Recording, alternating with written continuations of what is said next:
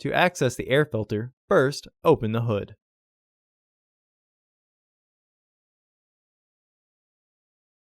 Use the hood prop rod to support the hood. The air filter is located here. Pull the air hose back to disengage it with the filter housing. Disengage the fasteners.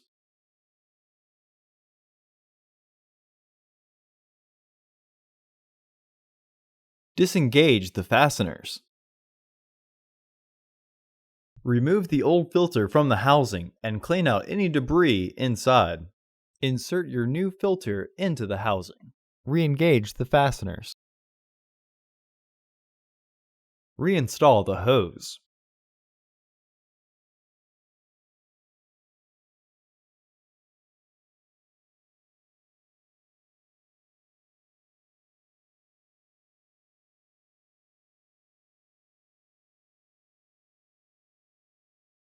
Remove the hood prop rod and close the hood.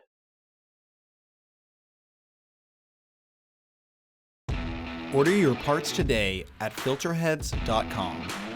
Also, please like our video and subscribe to our channel so you won't miss any new content.